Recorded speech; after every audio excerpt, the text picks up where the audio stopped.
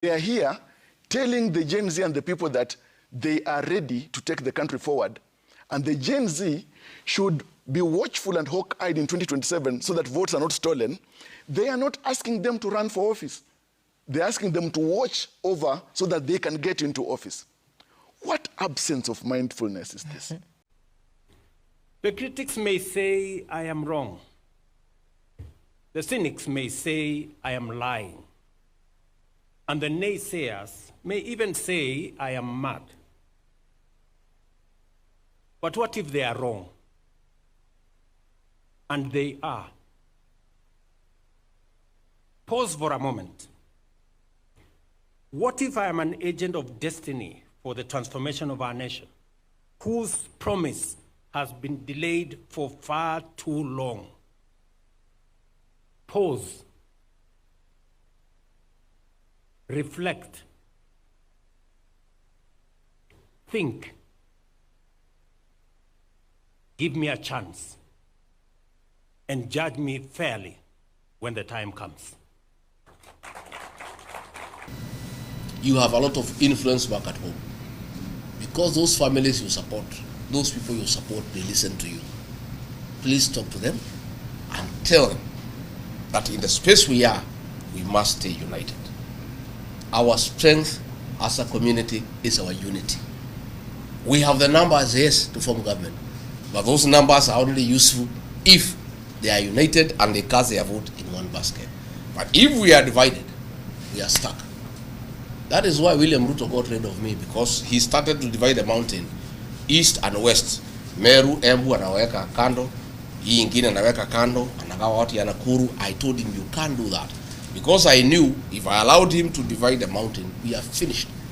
He'll sit on us the way Moi sat on us for 24 years. So I refused. And I must report to you that I have successfully managed to keep the mountain together. I listened to another group of friends and Kenyans, brothers and sisters, who say Ruto must go. And for sure, just like those who were there before me, my time will come and I will go.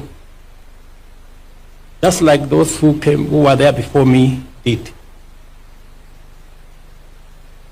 But respectfully, sirs, madams, let me ask you.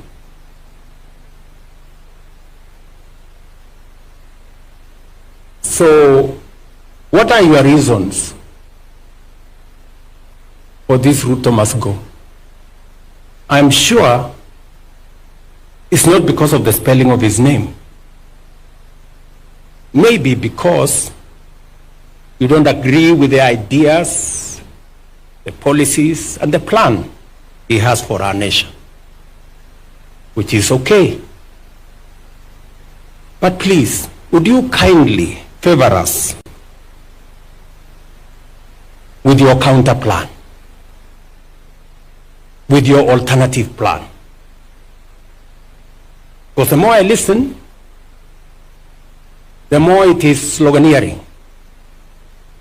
It's not about a plan, not about an alternative plan. And, hey, we cannot replace a plan you don't like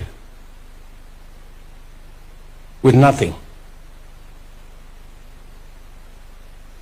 And I hear my brothers and sisters say, let Ruto go, then we will figure out. And we will tell you what is the alternative plan later. We cannot tell you now. To me, that sounds like the wash conmanship.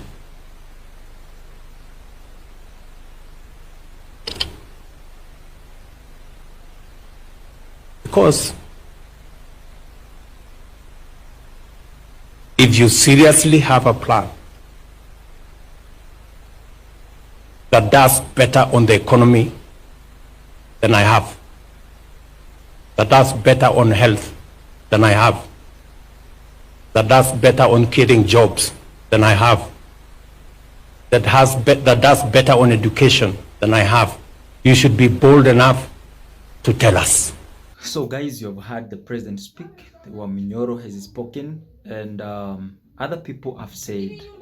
So there's the first person who asked the question. For the Gen Z is going to the streets and paving way for new leadership.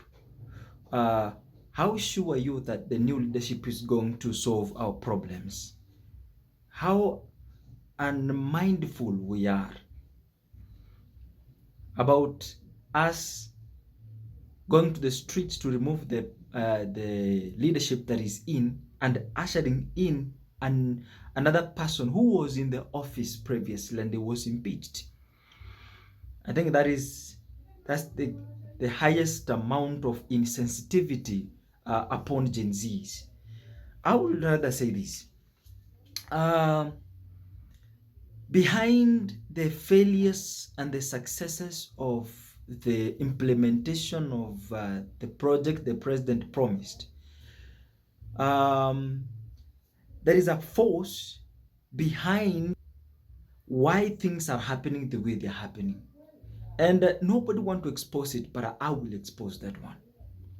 The people from Central, the leadership from Central, and I will tell you this for sure, the leadership from Central is always wanting the president that is in to conform to their instructions, so that now they remain on top, that they are the only people who knows how to do business. The only people who know what investment is. They are the only people who know how to import and how to do everything in this nation. And if that leadership says, no, I will not do that, I'll solve the problem of the whole Kenyans, not one individual or a group of people or a certain tribe. So once you say no to their pledges, then you're blackmailed to the whole country. And that's why when the Gen Zs and the other group of people go to the streets protesting, you see the president is quiet. People protest, but the president has not spoken. Okay, why is it that every time we go to the streets, we want the president to speak? Every time we want to go to the street, we want the president to respond. Oh, Juangi was dead, president talk. Sometimes we have so much expectation towards the president, which he might not deliver in every of our expectation. I would rather say this. Mwai Kibaki 10 years, Uhuru Kenyatta 10 years, life was not easy as well. We say Kenyatta 15 years, let the president finish his 10 years. Let us see what he has done. Because at the end of the day, so many people will give opinions. President is supposed to be soft. President is supposed to listen to the people. But we have different people, different personalities, and we have to agree with that. President William Ruto has his own personality, has his own characters, has his own way of responding to issues, and we have to accept into that. We have to conform into that. Let him do what he can do, and let us do what we can do. The only thing we cannot allow as the people of the Republic of Kenya is that we cannot allow injustice. We cannot allow the other leaders surrounding, the allies of the president, being arrogant to the citizens. That we cannot allow. Another thing we cannot allow, the misuse of the public fund and public resources. That is the issue that we cannot allow it happen. And if, as to the citizens, if we want the president out, there's a very simple formula we can do. Not to wait for the ballot, but to go to the streets and stand. The only problem that we have as the citizens is when we go to the streets, want to destroy other people's properties. That is where the whole structure is broken.